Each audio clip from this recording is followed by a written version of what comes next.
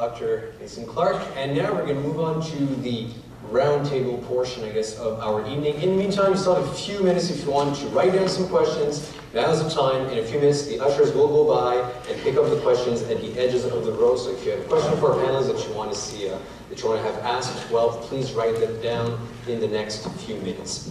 In the meantime, I'll ask the first question to our panelists. We'll go back to the topic of sexuality precisely here. And I think you spoke to this a bit, Dr. Young. Why are religions so actively involved in defining the sexuality of their followers? Why do they care so much about it?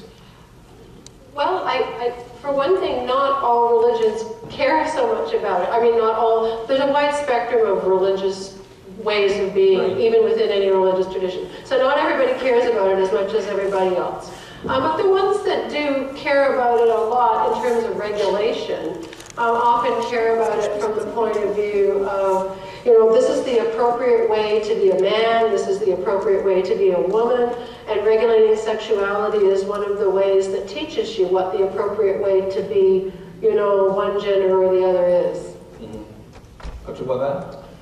I just want to echo what Pam just said, but I think also there's also an issue of authority and sometimes of control, depending on the religious group. I mean, certainly sexuality is what humans have that is perhaps the most intimate, and so when some institutions want to, in a way, dominate or control their adherents, they will turn to sexuality because that's a way in which you can really sort of ensure that the practitioners or the devotees really do subscribe to the sort of beliefs of the tradition. But it's not all religions that are like that, as panelists. You spoke about dominance. What role does patriarchy play in all this?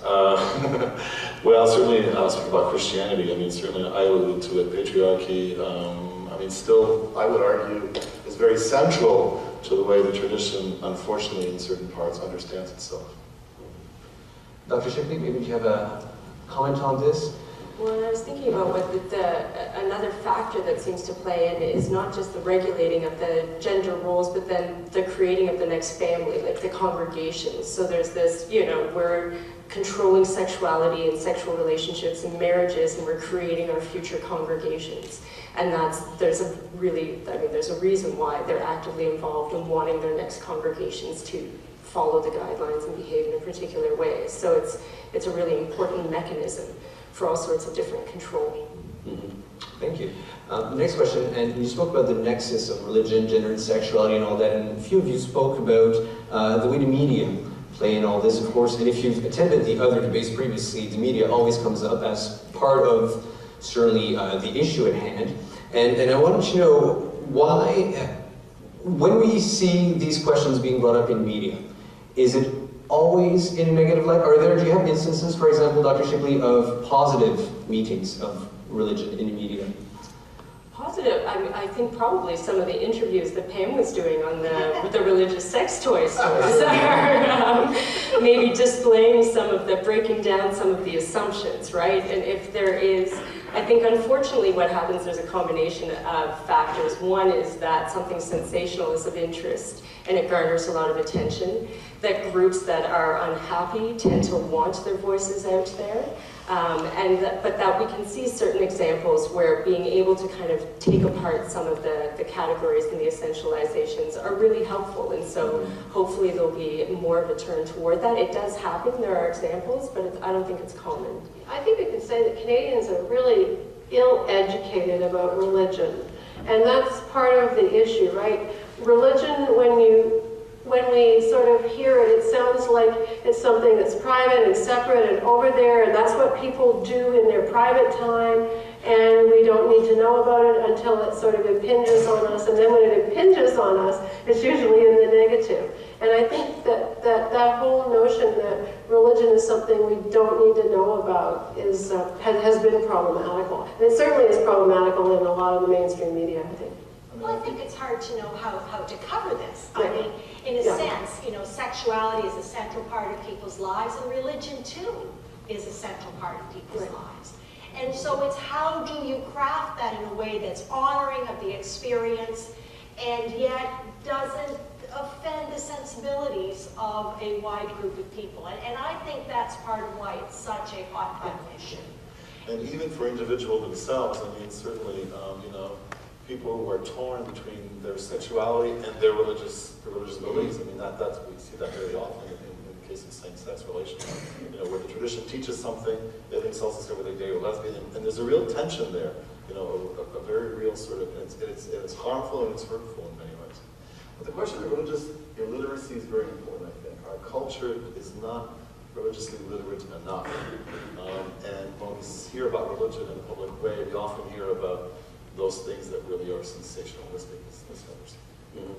Well, you spoke about tensions between one's faith and one's sexuality, of course. How are gays, lesbians, bisexuals, transsexuals who have strong religious convictions or affiliations, like how are they regarded in their own community, of course, when they need to, when sometimes this community, historically, has been saying things against their sexuality?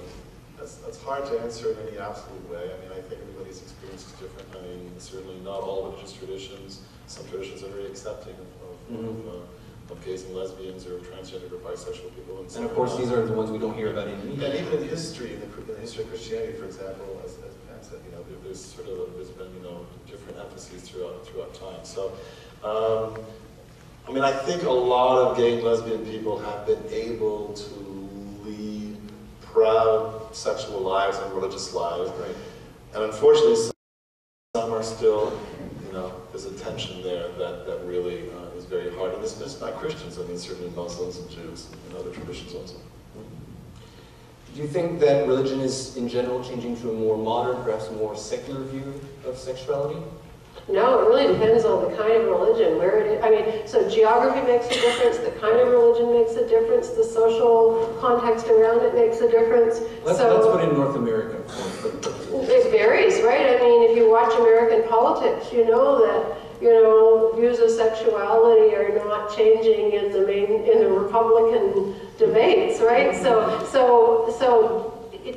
The context, not just the, you know, North American context, but the very specific religious contexts are you know, quite varied in North America.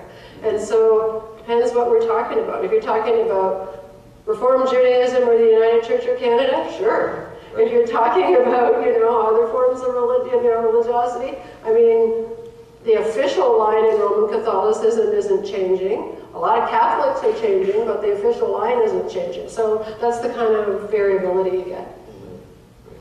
And I think there's also sort of, I mean, something I would question is what the secular think about sexuality and who they might be in this. You know, there's an assumption that there's sort of an acceptance amongst people who are not religious.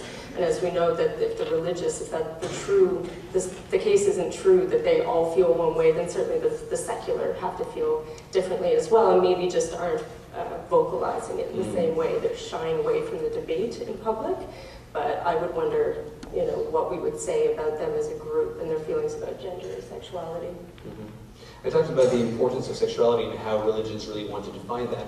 Why do you think they also want to define gender roles? Why is it also something that they care so much about? Well, and I think it's similar, there's a similar reason for it. There's the same, the defining the roles, which then defining marriage, then creating the sort of the family creation. There's all of this stuff that keeping people in these nice little categories. We don't like stuff when it's really messy. Well, I like stuff when it's a bit messy. I'm not opposed. But there's a nice sort of package, clean package, presenting something in this binary way. I think we kind of learn things in that particular, that things fall into these nice categories. Black or white. Yeah, and there's like putting, dichotomy, putting like things with like, and you know, there's kind of that's something that people are sort of trained into thinking about, and breaking that apart causes anxiety for people.